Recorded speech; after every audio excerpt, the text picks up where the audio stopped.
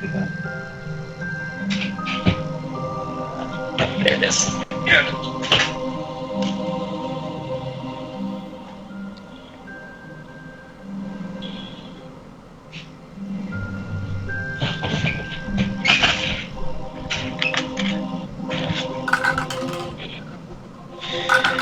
Alright. Let's see. I'm rolling crap right now. Let's see if I roll crap and I actually need to roll some.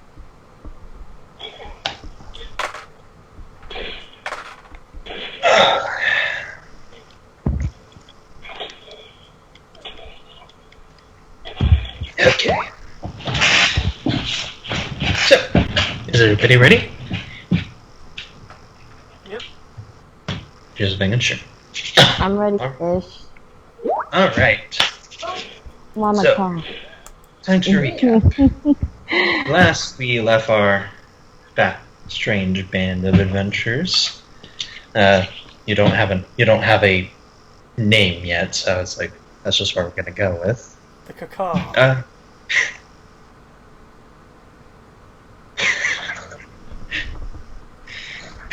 cacao. The cacao. Nah. Anyways, so last we left you had finally, after several weeks of journey from the Swadian city of Uxkhal, and gaining the potion or some kind of package from the alchemist Organ, made your way to the dwarven city of Balfurum to deliver it to a man named Irdic Redbraid.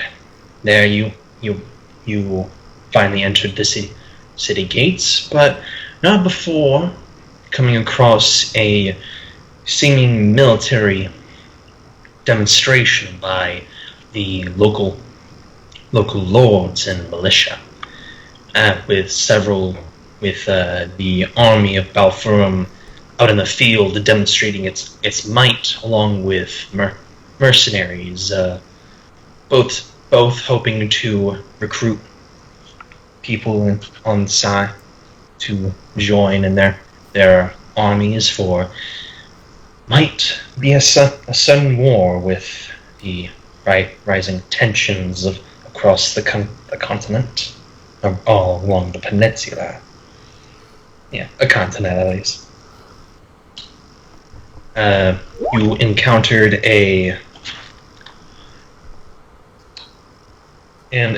one of the very first, best you can call it, a metal golem. A golem made of steam and magic, which Len automatically fell in love with, for good reason. But one of the most modern technological advances in the military history thus far, led by one of the princes of the royal family of Balfurum, Hirden Skyminer. Okay. After browsing a bit, you entered the city itself and headed along the surface city and headed down into Balfurum proper, taking an elevator down into one of the many entrances into the city of the expansive cavern system. Is a bit too tame to call it this, but cavern of Balfurum. There you were able to find a way to the mines and meet Eredic Redbraid and deliver the package. He paid you in gold and told you his woes, and deciding that you all decided that it would be prudent to tag along with him to deliver the package to ensure its safety, as you have been accosted twice thus far by Drow forces and allies. Yep. So, picking up with in Redbraid's building, he has gotten a small security detail coming together, and of about five or so soldiers, and you all are there, and let's begin. So first, any questions or anything like that? I don't think so. Oh yeah, was that a decent enough recap, Sierra? I remember you had tapped out at some point. Yeah, I think I passed out on you guys. That's it. You slept through the second half, which was the delivering of the potion. The package. Yeah. Yeah, delivering the package. Yeah, I'm just making sure, Ed. Was that a good enough recap for the second half for you? Yep. Alright. Yes, it was. If you have any other questions for it, I will answer them, or anyone can try answering it so far. Alright.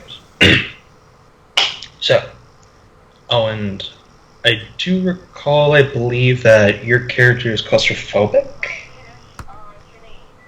Maybe? Oh, my character? Yes, I can't recall. I honestly can't recall either. Okay. I don't think. I was going to say that it wasn't really an issue, just so you know, because when you hear caverns and going underground and all that, it seems to be that way.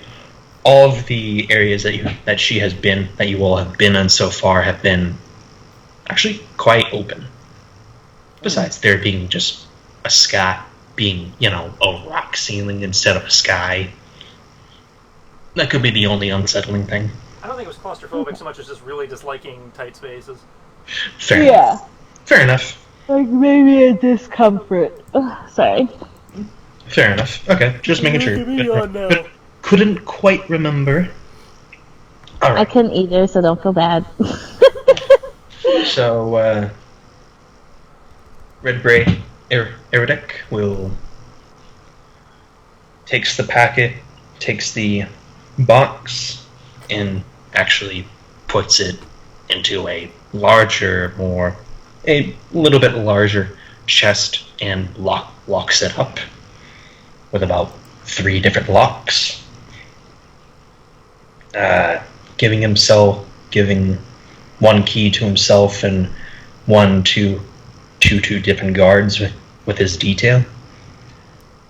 And before going and kind of putting a coat over himself, kind of trying to ready himself and kind of dust off whatever he can. Kind of seems to be mentally preparing himself. All right, you all ready to go? Yep. Yep. Yeah. What is rugby? All right then. Let's be off. He gives a signal to the guards, and they begin moving forward. They move forward in a V formation. There's one is in the front, two are behind him, and then the 2 guards with the chest to be behind them. Is there any way that you're adding to this detail, walking alongside him? I'll add to his escort. Yeah. Is there where in the formation would you like to be? Like in the back or what? Just curious. Lower right. I do need my laptop. I'm gonna stick close to the box. Okay. So by the sound of it, you all take the rear. If that's where the box is. Yeah, I'd take the Yeah. Yeah. Very good. And to kind of concede, Eridic kind of is between you all and the box per se, just in case. As he said, he just met you all. He just wants to make sure. Makes sense. So, you all go out back into the open air of Balfour Forum, and begin making your way towards walking the pathways. Now that there has been, at first, some people do give a small berth, seeing that actual guards are being there, but soon another five guards do appear and join the formation. They are now adjoining to the sides. Well, three to one side, two on the other, around the box. And after that, a much wider berth of the street is given to you all. You all practically have the entire street to yourselves. Beside, you're practically a procession making way through.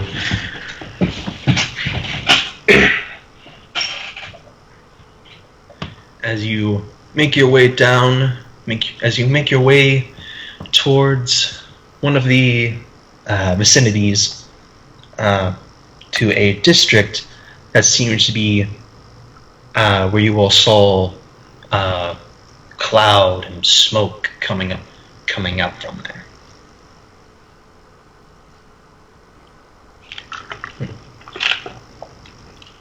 Just kidding. So, as you make your way closer and closer to this, to these sets of buildings, the architecture seems to change slightly. You see less of the rock houses and that were somewhat reminiscent, that have been almost throughout the entire cavern, and now more actual structures, more fit in again with very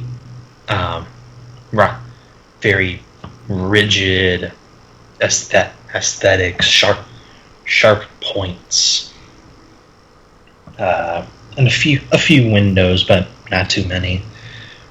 And as you enter into this particular area, the smell of smog begins lightly moving past your noses. That's actually a good question. Hey, Len, does your mask still allow you to breathe? It's not hermetically sealed. It is not hermetically sealed. I do.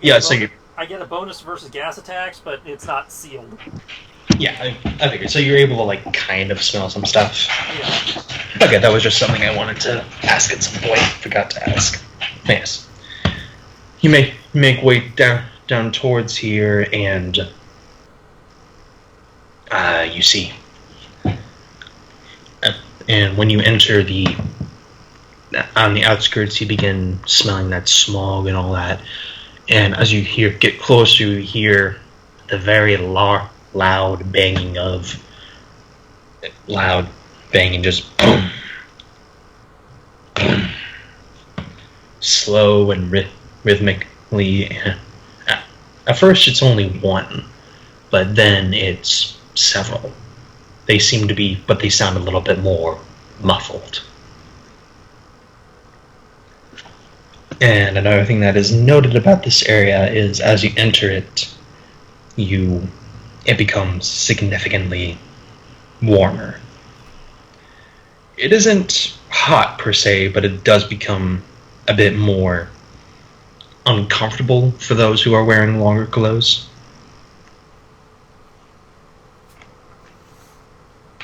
Are we getting near a forge?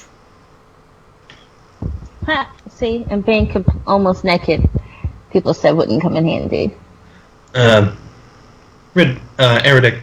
Eridic turns to Yuki and Ara and says, Of sorts, it is one of many forges. Best I can describe, this is the industrial section. This is where we gain most of our manufacturing. Weapons, armor, gears, pipes, whatever we need.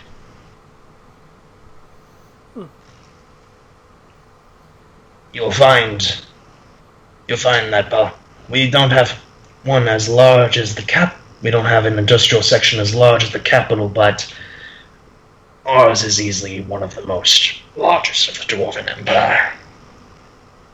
Of the Garthis. And here we will find our alchemist friends who have been working on this curse.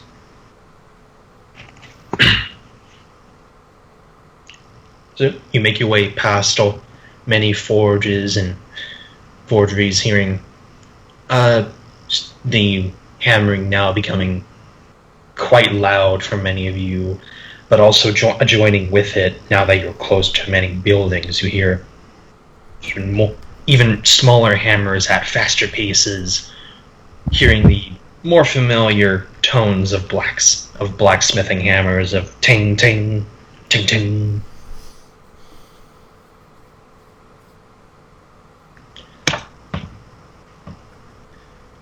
One thing you do notice is that none of the buildings seem to be open, versus this is not a wares kind of section, it seems.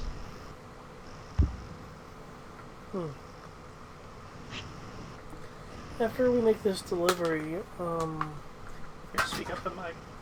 After we make this delivery, let's see, I believe his name was Red Bread. Yep. Mm-hmm. Red Bread. Remind me what happened to the first infected. Were they buried or cremated? For them, we cremated them, and then buried the body, and then buried those into small. We cremated them, put them into small jars, and then buried those. We weren't sure how contagious or infectious this was, so we took many precautions for it, to the dismay of many families. But they were able to join the stone at some point. Well, if there were a body, I might have been able to claim some information from it, but I understand why. If you want to do body work, not all of them were burned. After a time of the continued infection, that's when the cadaver work really did start. We did continue cremating most of the bodies, but we had to get some surgeons to work on the bodies. Okay. Yes, from what the player recalls, there was practically zero information about the onset of the outbreak. Correct.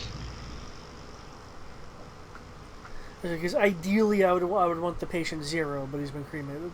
Yep. Mm-hmm. Mm-hmm.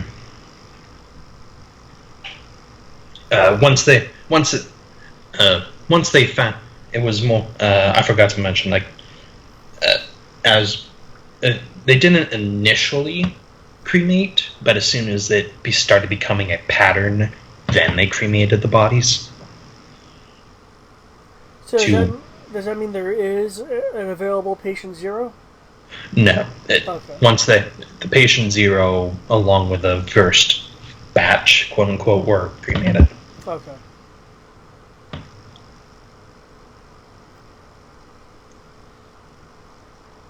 And the subsequent area is scrub clean, as best they can figure. But yes, you make your way past the past the forgeries and factories and other buildings of various heats, and do come across a peculiar looking building amongst this strange cavalcade of sharp edges and in industry. You come across an actual structure that looks like it was carved almost completely out of rock. Smooth cracks. And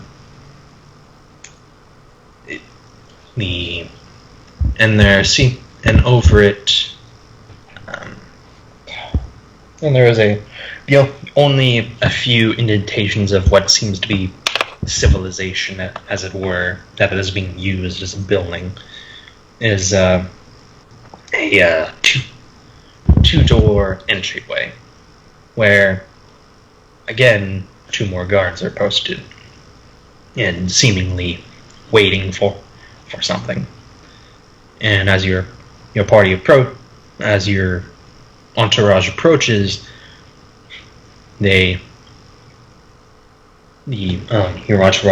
takes a moment to stop, as one of the guards rushes from the 2 outside, rushes inside, and seemingly to grab someone.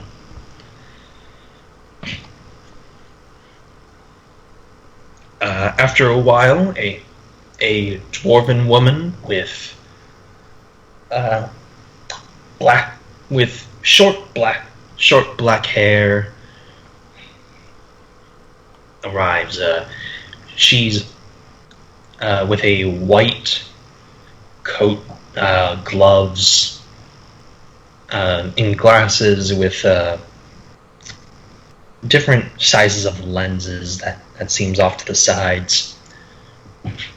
She approaches the party and speaks.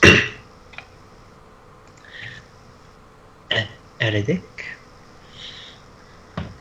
Yeah, it is good. It is good to see you. Yes, alchemist. We broke the baggage. Excellent. Let's hope that this will solve our problems.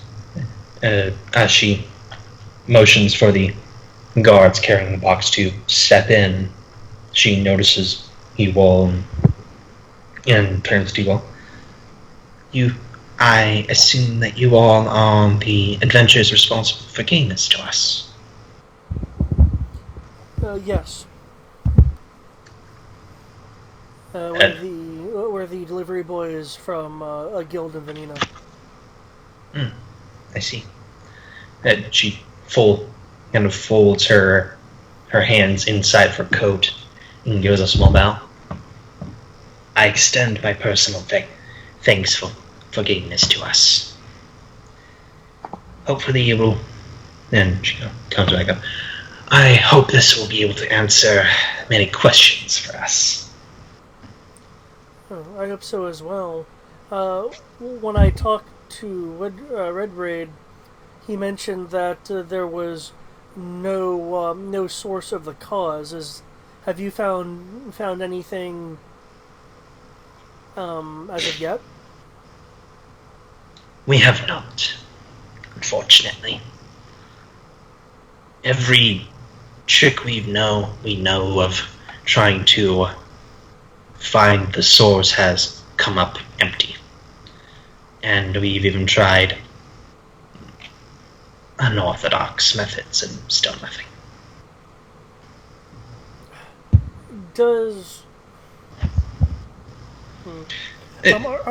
Come. Let us not speak in the street. Come. If you... the poison angle. Come. Let us speak indoors where less civilians will not have to hear of such dread. Okay. You enter into the building, and it's rather... The first thing that comes to your mind is the color of the area. It is, as in like the colors, it is very muted, as it were.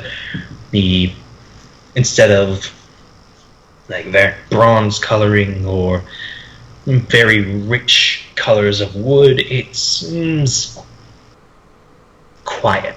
Like the colors have been muted or discolored, or to the point where it's just simply all gray, seemingly.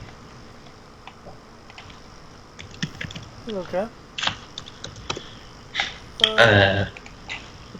For the first thing that does, and also the other thing that does hit you, is the smell.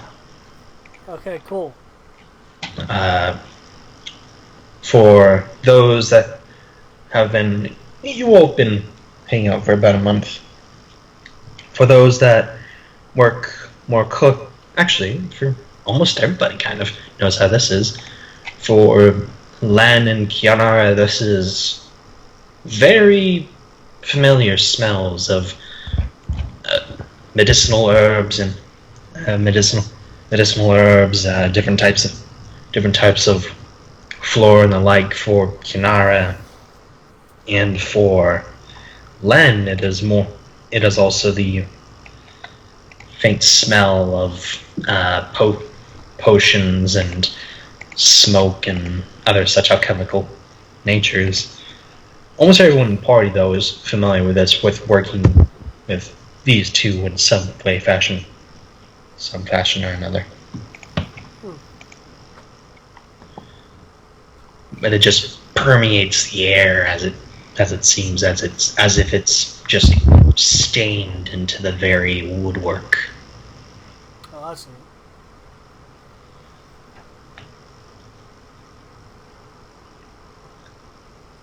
It is the building at first opens to a small foyer with a counter off to the side where a young dwarf is poring over many papers, signing things with chrome paper,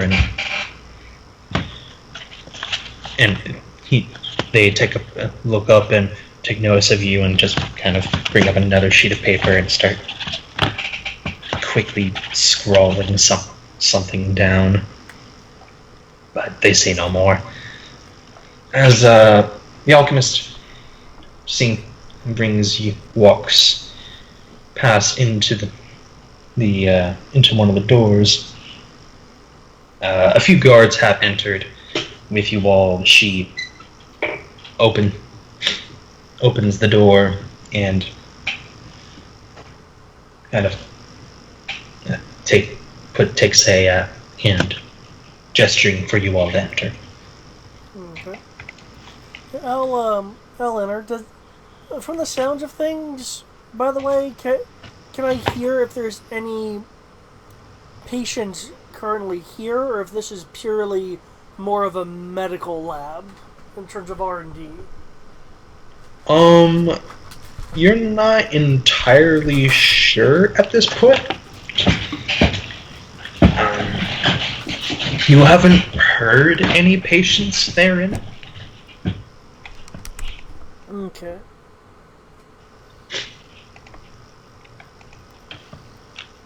Any other questions? Not as of yet. Yeah, not at the moment. I figure when she's through leading us to, I guess, her lab or her office, that's when we can really get down to a conversation. As you walk past the door, it goes to two different sections. One continuing to go at ground level, and the other going even further down into the ground. Again, those small crystals seem to be giving off well enough light to see in here. As you all kind of step in past the door, she, along with Red Braid, Red Raid begins stepping and then stops and says, "Actually, I believe this is well beyond my expertise. I think it's best I return to my mines." It is. The alchemist speaks up. Very well then, and probably for the best. Understood. Good day.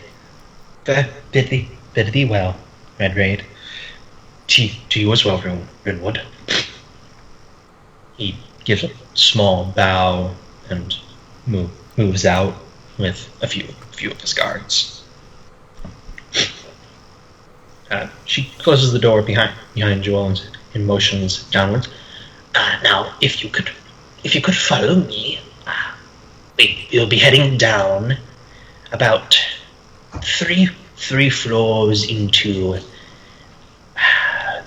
one of the labs we have onto the floor we've kind of requisitioned securely for this purpose.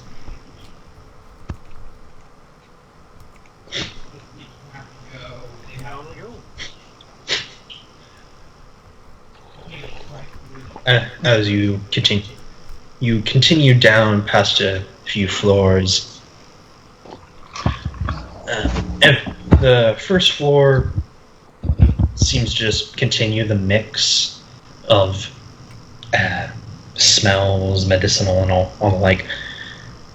But as you head down to the second floor, the doors are open and you begin seeing and smelling more different aspects more clearly. You pass by one room that has a very large arcane circle etched into the stone permanently as it glows brightly. A dwarf with glowing hands begins manipulating a bowl and pestle, moving to using their hands to pick different ingredients off the shelves and putting them into the bowl and mixing it. You see some dwarves dealing with liquids and more caustic material just by the smell alone. As you head down to the floor below that, and finally you come up to the third floor where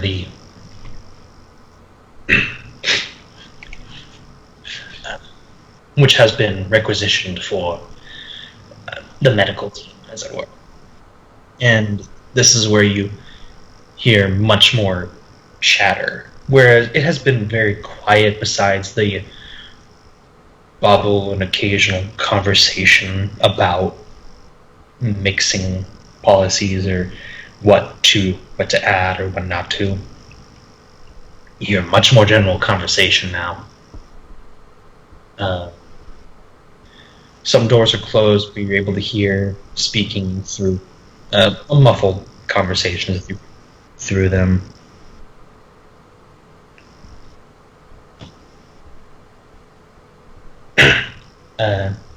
The woman now has been designated Runewood walks to the end most door, takes out a key and opens it. And this is my personal laboratory. Well, ever since the outbreak, at least.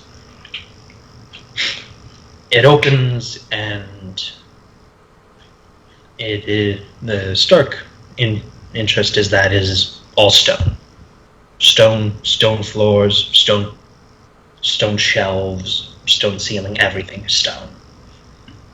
Versus a lot of the structure has been has been stone, but additions of wood than usual. But there seems to be flasks. It feels, and the smell is also sterile. Like when you walk into a doctor's office, it's that kind of sterile smell.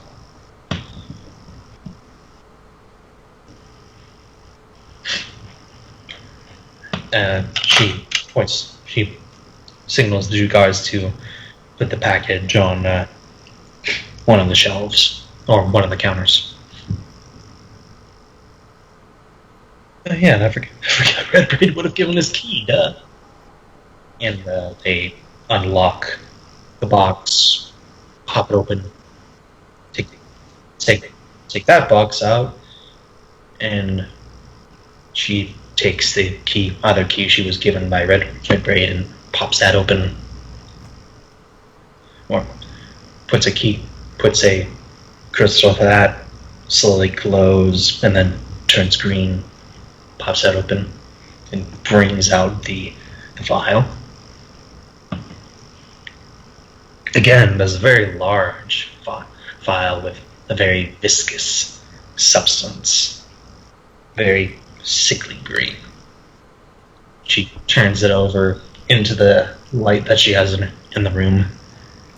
Very interesting.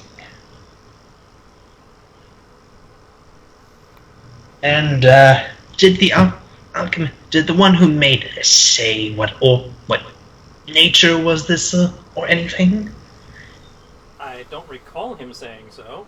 But Redbraid is thinking that it's a cure-all. The alchemist who made it, not Redbraid.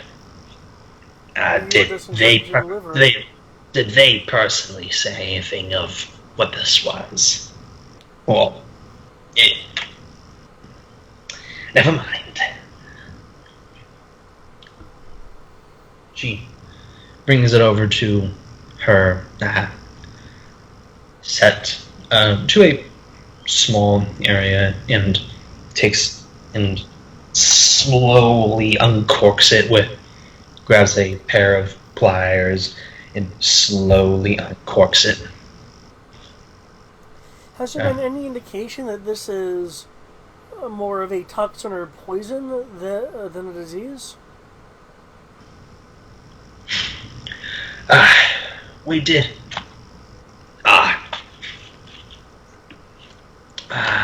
Toxin or disease? And she stops before she opens it, puts the pliers down, goes over to one of her books, flips a few pages. Yes, we did. It did test mildly for it at first, but as we did further study into it, it seemed to indicate it was not a poison, or at least one we were familiar with, and our library is quite extensive. Could I look at your notes? She gives you a look and says, "You'll forgive my hesitance, but you are, as much as I would enjoy help with this, you are strangers to me. Who am I to say that you are not here to destroy it after seemingly to help the city?" What use would I have for a desolate city? I know not. I don't know you. I don't know your causes, your wants, your desires. We're Firebrand. Our reputation should speak for itself.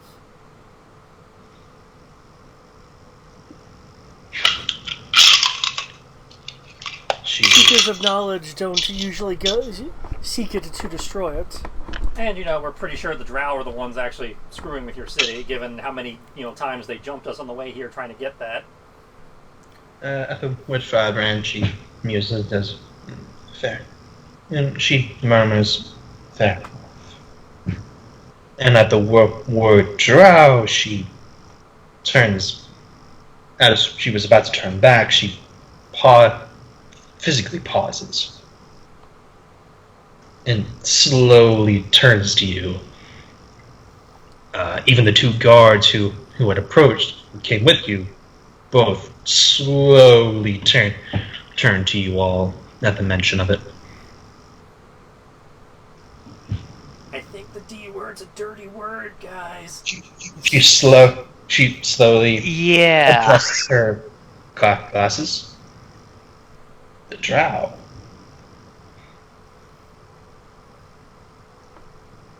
You say they accosted you on the way. 2 to 3 times, yeah. And one of them that we took prisoner also mentioned that they were doing stuff up in this area before we made him no longer a threat to anyone. Persuasion check, please. Or I've been watching too much Critical Role. I don't think we have persuasion.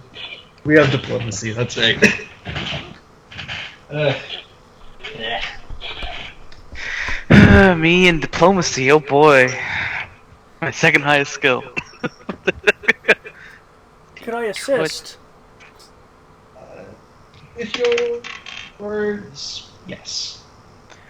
Do you say something?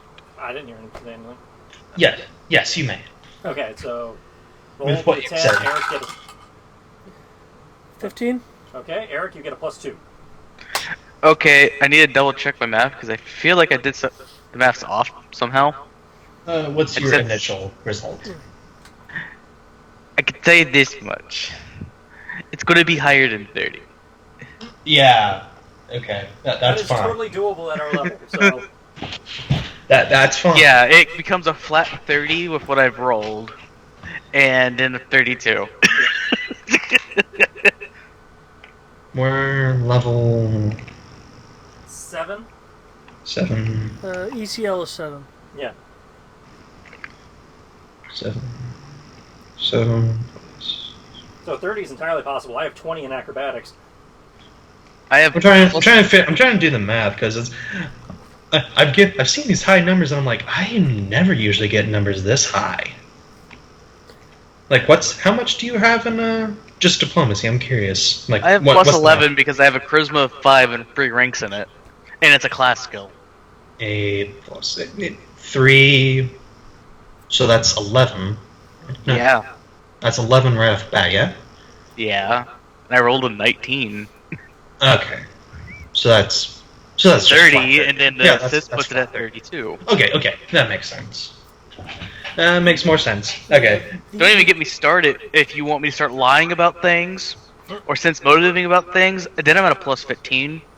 Oh no, I think that's what it is. I'm just not used to very high attributes, I think. The Pathfinder difficulty charts don't really account for anything beyond the first 5 levels, in my opinion. No, just fair. But yeah, 32. For this. Well, considering the average game stops at level 10, that tracks.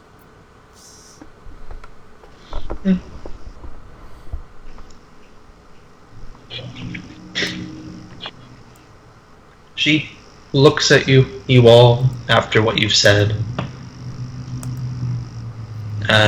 Her glasses are like fogged over. You can't really see her pupils over it. It's the anime fog glass thing. At least she's not Melvin. Fuck Melvin.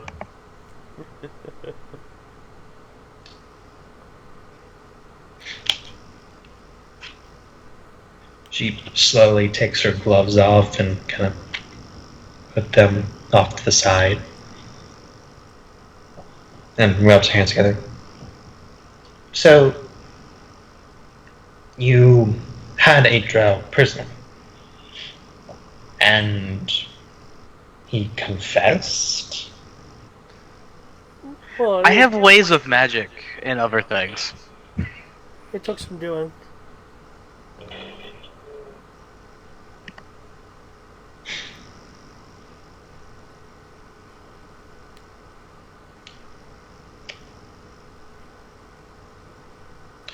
And you said they were operating in this area.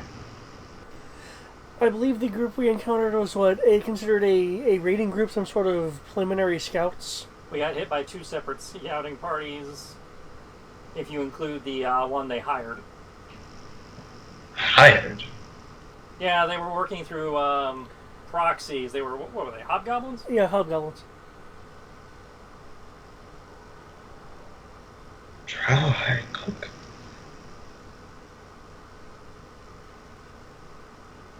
Were they nameless hobgoblins, or did they belong to a clan, or? I don't know. I don't speak hobgoblin. What were they? If I recall correctly, there was something about the a Sky Miner, a Sky Miner clan symbol. Yeah, they were talking about the Sky Miner clan. I forget. The Sky Miner clan is the ruling family here. It's just that you notice that its symbol was that the symbol that was etched into the hobgoblins' necks were that essentially those symbols, but like cracked. Okay, so they look like they had been branded by the Sky Miner clan.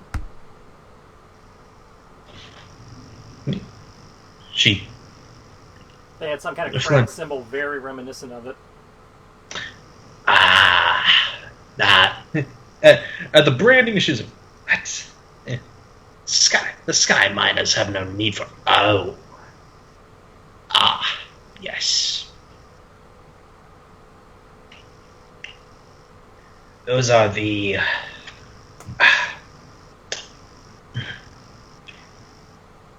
Soldier, what were they called? I do not have mind for military affairs. One of the dwarves pipes up. One of those stupidest names I've ever heard in my life. The Mind Crushers. Or Mind Crackers. Okay, Mind Crushers? They play ancient Egyptian card games? No, mine. I mean, I'm perfectly fine with accepting that they played ancient Egyptian card games. No, as in they call it a mine. Mine crushers or crackers or something it is. It is honestly a very stupid name. But honestly, it's hobgoblin. What are you expecting? But yes, they are one of the local tribes of hobgoblin and goblins that we have a few issues with.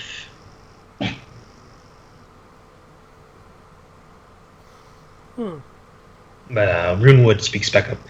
But you say they were hired by Drow? That was the indication they gave. There was a blood debt? Yeah, so they owed some kind of blood debt. And this was to pay it, and they jumped us to pay it off.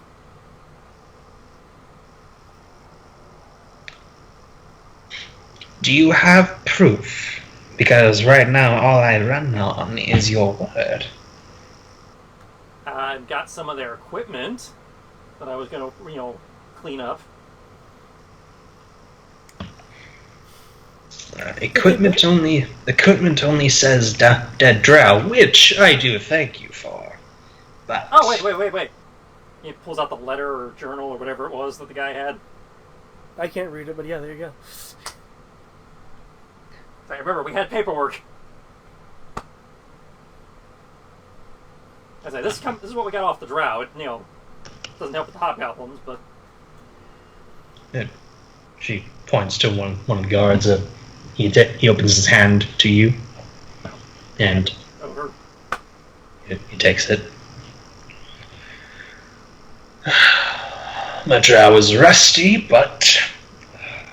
I translate, but somehow I don't think he'll take my word for it, so... I understand. Yes, I could just make him be completely literate in everything and anything for a few hours. No, he waves you off. I know. I have no need of magic. He kind of snaps the paper. Magi. Let's see. This is Drow, not Undercommon, so we will see how racist his French accent is. The dwarf is reading. He's like, yes. This says patrol to the west. This is nowhere near Balforum. Yes, but it is the direction we came from. As I said, we were coming from the west, because that's where your alchemist was, and we were accosted numerous times in transit.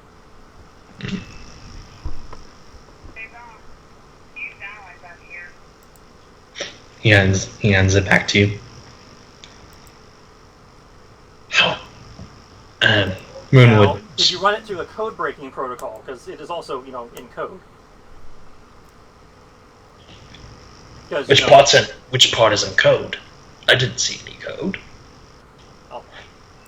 The whole thing. As I open it, point to the various parts we decrypted.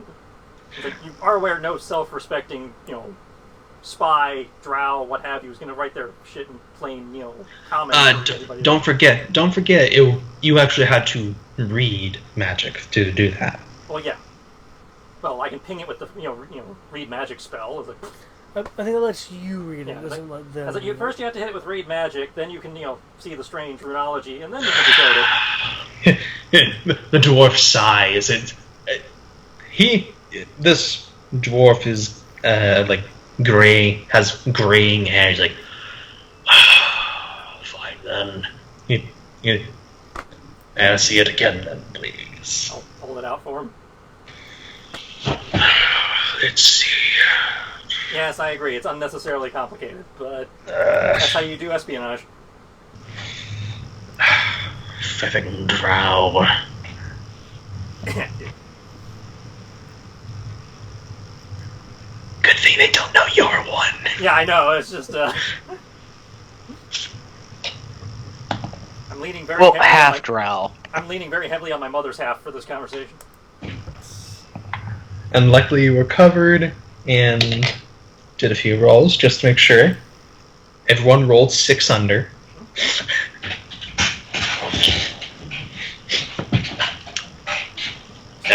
This is why I wear the mask. This is why you wear the entire ensemble. It's no code I recognize, but we can certainly, if you'll hand it to me, I can have a runner have it go to proper people who know how to do this. Pass it off. I will be back then. Yeah. Goes back. I will return them. He closes the door. That's when Wood said, "Wait!" And he stops. What? Do you have any further proof? It would help to do it all at once, so they have as much evidence as they can. Well, that's all I got. So You mentioned evidence of a blood debt. that was something we got from talking to them. That was.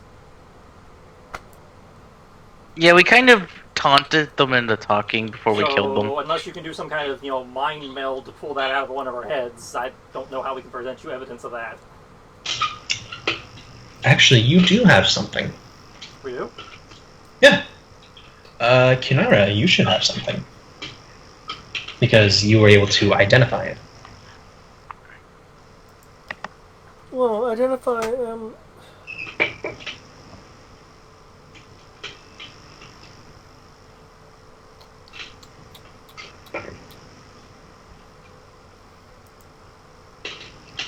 Let me check my inventory, see if I actually have something physically on me.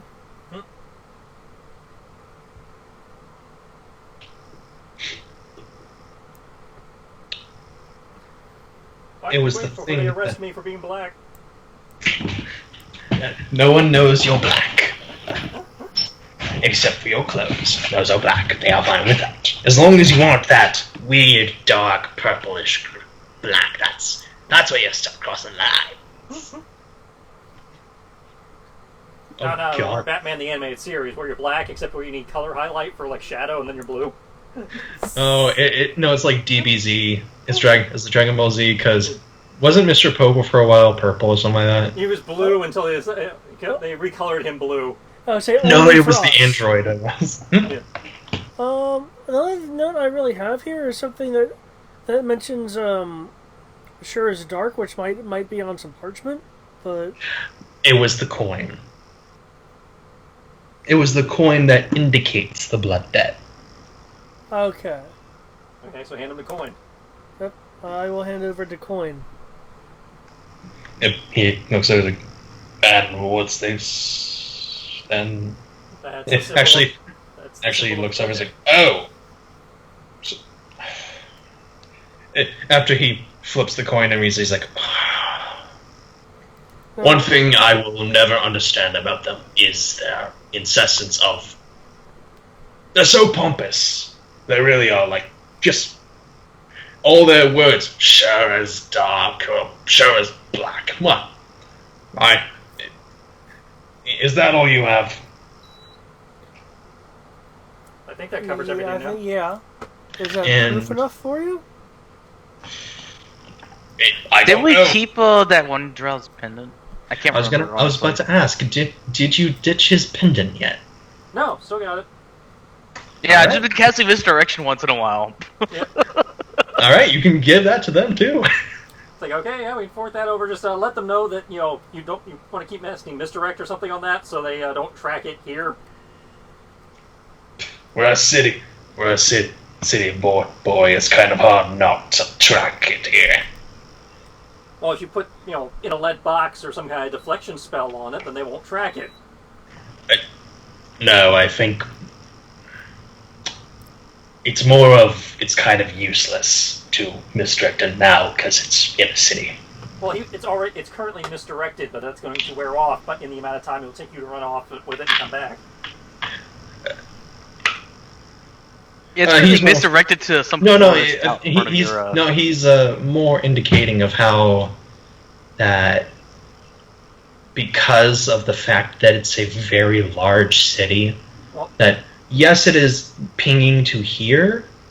It is in the heartland of Balforum, essentially. Okay, well, the question comes down to, because the characters would have an idea of this, how precise is the tracking magic? Because that's what they're worried about, is like leading it right to the room or whatever. Yeah, I assumed it was like pinging the item itself. That's a That is fair. Okay. yeah. If you as you mentioned that, he's like, okay, that's fair. Yeah. Basically. I'm trying not to lead them to you, or your poor runner, or whatever. He actually takes a pause like, you're rather well learned from an adventure. I'm a wizard, eh? Even for magi, they don't really learn military that well. Where are you from? Officially Reeves, but I've been all over the place. Did some of my training at the Royal Academy. That'll do it. And at that, he closes the door. He closes the door and walks off. You turn around and see Runewood kind Go of. into my tragic backstory about how my master was killed. And You can tell it to somebody. I mean, hell, if I remember correctly, Grendel was from Balforum. Yep. That was just Len being a dick. Is like, Yeah. No, but just like as Sam, you it's turn. like, okay, this is my backstory. Matt's like, roll initiative. Aha! Yeah, that you turn and Runewood is rubbing the bridge of her nose. Her glasses are slightly down. As if I didn't have enough to deal with. She pushes the glass out. So we might have a drow incursion. You forgive me for not believing you, as I said. You just came here, and to be perfectly honest, we haven't had to deal with a drow in almost 100 years. Cyrus will pipe up and it's like, can we use a different terminology? I feel a little offended by this term. Drow? I don't know why that would offend you. I mean, we can go with Dark Elf, but... Drow is their technical term, even by Drow is the proper name, but... Drow is the the way she says it just sounds so dirty. Night elf. No, night elves are something completely different. They really are. Those shoulder pads, man, they will... It does. I do have a slight tone about them because, well, we've been warring with them for as long as I can remember. But yet you haven't seen one in an incursion in 100 years. No, that is correct. But our histories have crossed in several generations to have a hatred, much like the Durgar. And the trolls. And the long-forgotten deep gnomes. And the hobgoblins. And the orcs. Anyways. Or the dreaded flump. What? The dreaded flump. We do not... we do not talk about that. But if you wish to share... By the sound of it, you have quite a bit of information. If you do not wish to be here for this process, I would suggest you actually join that runner. You might be able to tell him your side of the story. I'm sure that Jervin would be thrilled to hear how you interrogated a drow.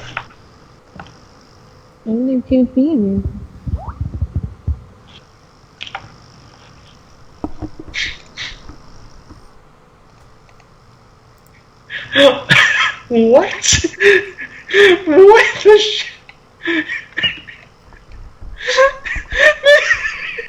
The actual monster goes back to AD&D, I think. It looks adorable.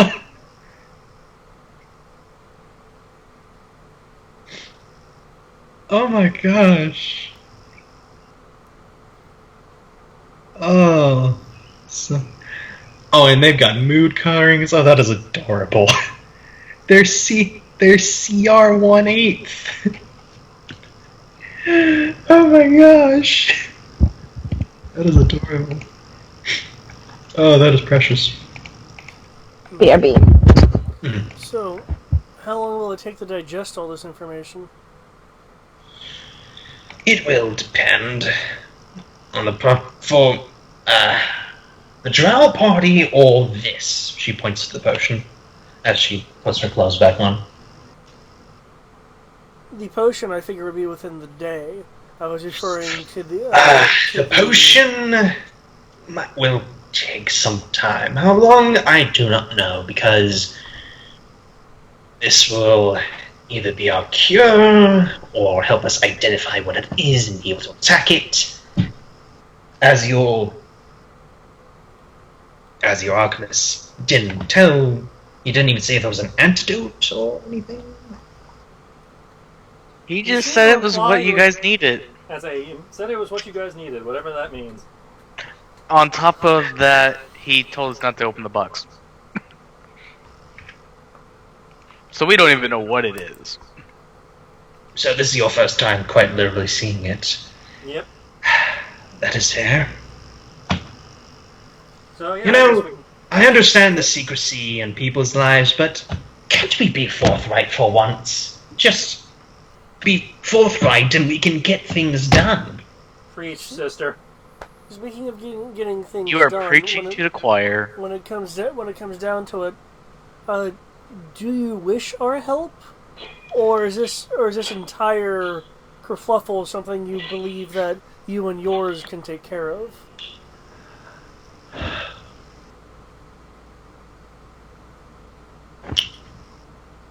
Do any of you have experience with alchemical or potions or the like? Yeah, I'm reasonably experienced in alchemy. I make potions. What? Alright. Any I will admit particular... I'm more an offensive alchemist than a medicinal one. Well, perhaps we find that it's a potion. You can help at least identify that it is an offensive alchemist. And you work with potions. Any particular potions, medicinal or... to Kianara.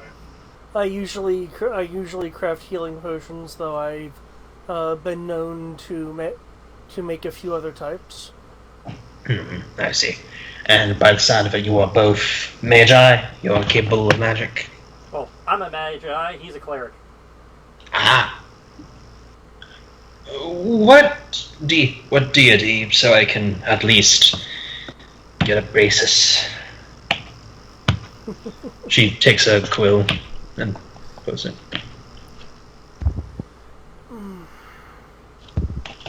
The old goddess Sekhmet. Second. That old god, you say? Old. Those who came before. Well, if you... what are her domains? Yeah, I don't know if your particular healings with... I just wish to know if you have healings that can help with this.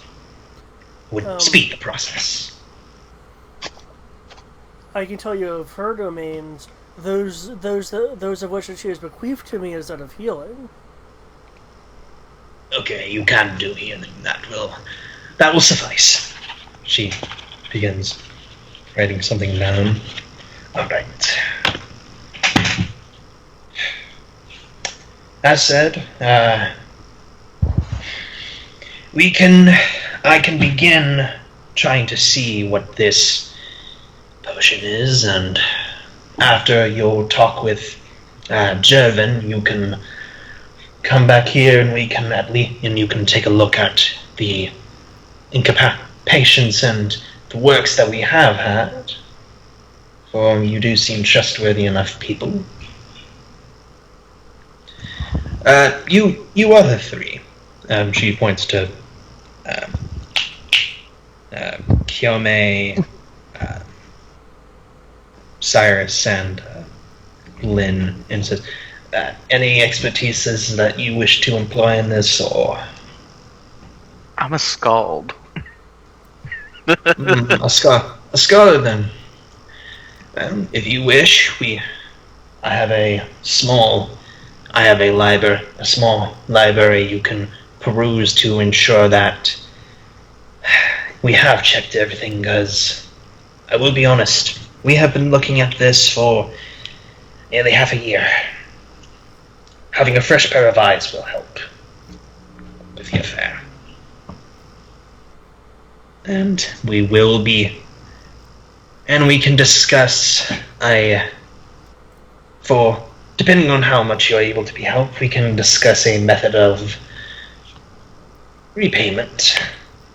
We can discuss it.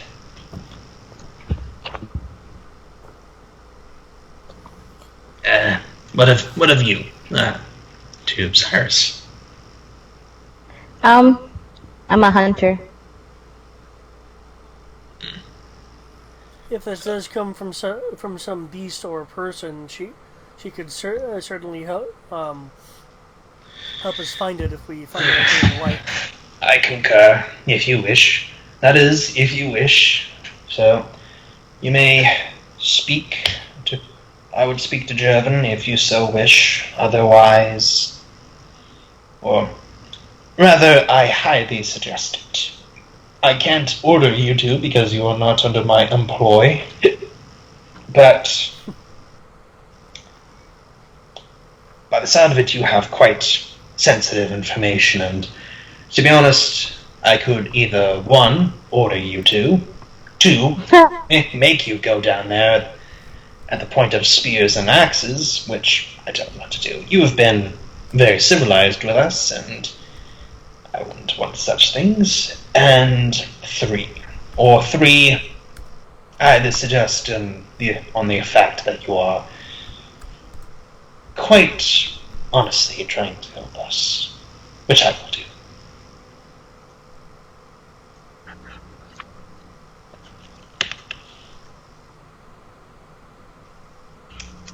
So, if you wish to help, so I would suggest doing that. Is there a particular place you would like us to stay to come get us when certain aspects of this are complete? We will discuss that later, but I believe I believe you have a runner to catch if you wish to easily go to Jevon. Yep. Yeah. I recommend that that between now and when important information is discovered, that attempting to curry the old one's favor might assist in this. Yes, we will get to that. We will get to that later. But as said, for the 4th time, you have information that is important.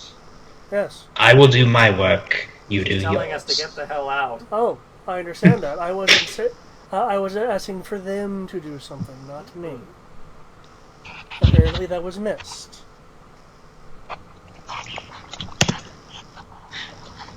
What was the thing you're trying to say? I'm trying to make sure that he was stating that it might be best that between now and essentially whatever next we meet, it would be beneficial for them to curry Sekhmet's favor. Okay. Recall, yeah. My power is not my own. Oh, I know. But as said, she is an efficient person, and this is the 4th time she's even saying this. Well, I presume we could be leaving and talking. No, she is staying. You're still in her lab. No, I mean the party. Well, we had not actually gotten around to saying we were leaving, so we were waiting for people to finish saying whatever they needed to say. Assuming everybody's done talking, we can leave now. Yes. Okay. Yes, go about. As she pops open the cork, finally. As you all leave, the very sour smell just hits your noses. Even from the door, you immediately get a waft of it. It's like the smell of... I can't even really taste it, but it's a sour and acidic smell to it, making your nostrils burn a little. So sour disinfectant. Hmm. I guess they don't need more lemon pledge. Well, we're gonna clean the darkness one way or another. Anyways, the guard escorts you out before heading back down halfway. Assuming you can find your way back up the steps. Yeah, I think we got this. Thing is, so you head back up the steps to try to catch the courier? Yep. Alright.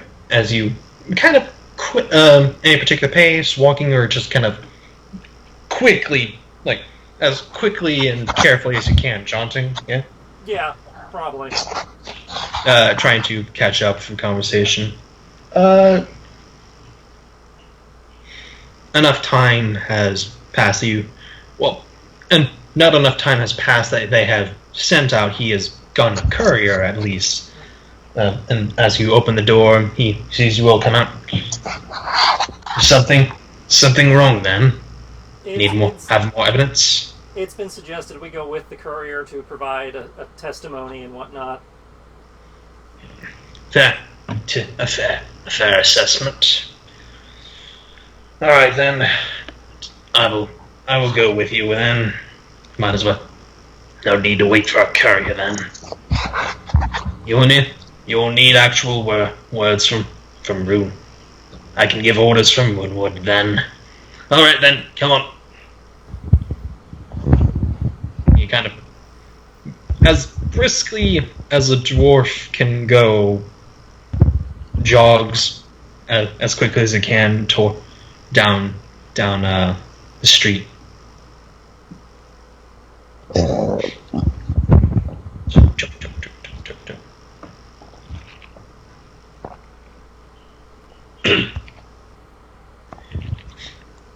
Going past, you all go through the streets rather quickly once more. Now because of the fact that there's a guard running with four or so people behind him. You make your way towards the pyramid structure now.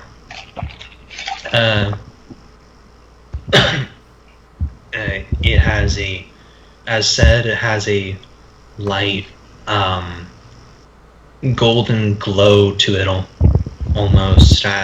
And as you approach, you can see that is because it has an actual moat of lava around it. Aha. Yeah, that feeds off to that is being fed from some cavern that they had dug into and feeds off to the foundry area. Maybe this is where they really made Stormbreaker. Stormbreaker? Thor's hammer. I mean, axe. You mean Mjolnir? Yeah, No, the Stormbreaker is the axe. Axe, yeah.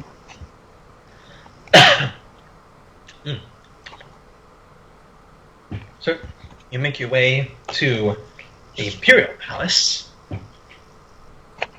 Well, yes, the palace,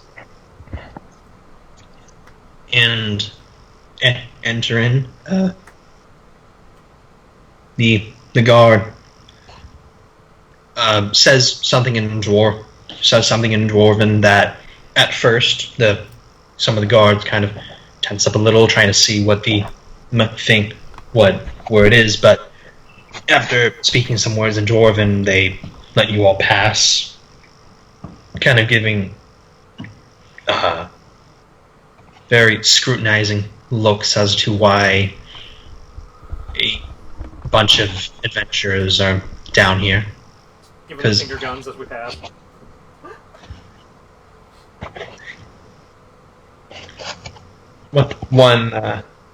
And as you've noticed throughout the city, because you seem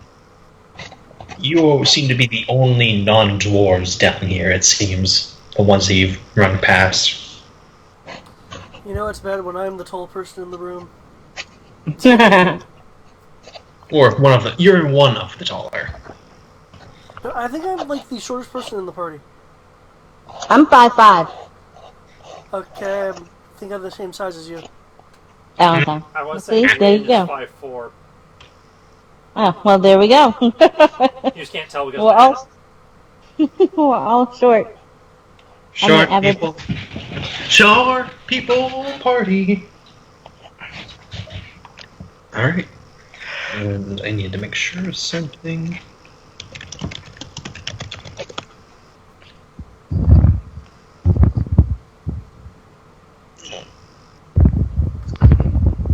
Because it should be almost time for me to go, unless my dude has not prepped himself.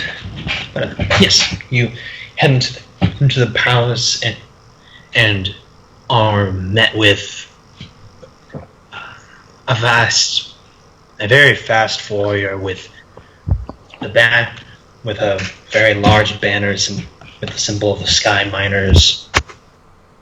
You see servants going back and forth about the daily tasks, guards kind of jaunting about in patrol.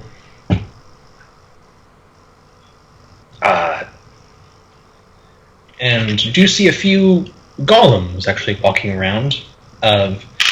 These aren't as large as the one that you saw there. They seem to be like one size category larger than you all, but they seem to be carrying large boxes or what have you, and being ordered around. The guard brings you off to the left, and you do hear as you all follow him, you do hear a few whispers of people as you kind of do notice that you seem to be sort of center of attention. A few people do give you second glances and the like, but nothing more. Before returning to business, seemingly. But you head into one of the corridors off to the left and begin making your way down. The interior is carved with very fine stone. That is neat. Which is actually marble. A marble finish on the walls, adding to the very lightness of it.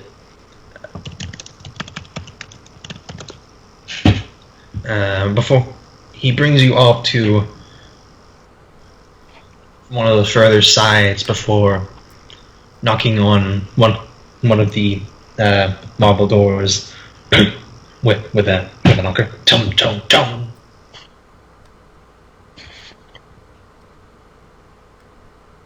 The door slowly opens inward, and a dwarf with a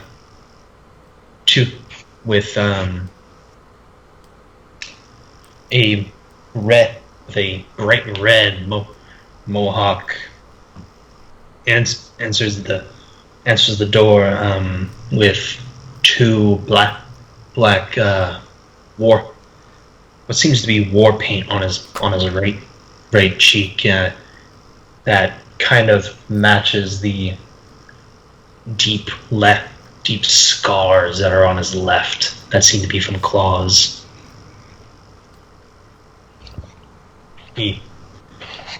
His beard is quite short, near only a few inches away from his chin. Very clean cut. He looks to the guard and then to you all.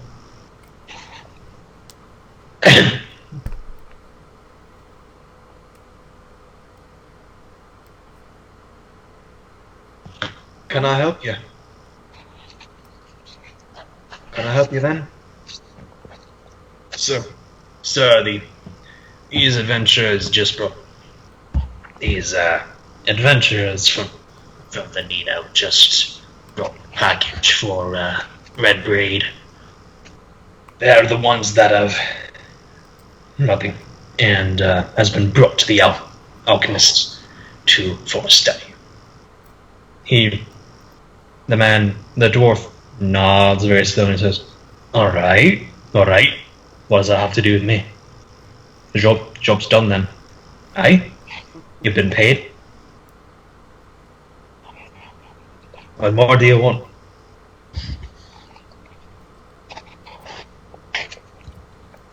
Oh, you're actually talking to us now. Yeah. He kind of, sorry. He looks you up. What, you got paid, right? Yeah, we got paid, but we brought evidence that you might be dealing with drow interference in your little plague problem. One of his brows kind of shoots up a little bit. Drow then. The guard, he looks at the guard. Really? The guard presents the evidence. They presented these to us. They seem legitimate so far. He gives a quick glance to the letter, then to the coin, and to the into the thing. Well then, looks like we have something to talk about inside. And as you all enter the room and the door closes, we will break there. Okay.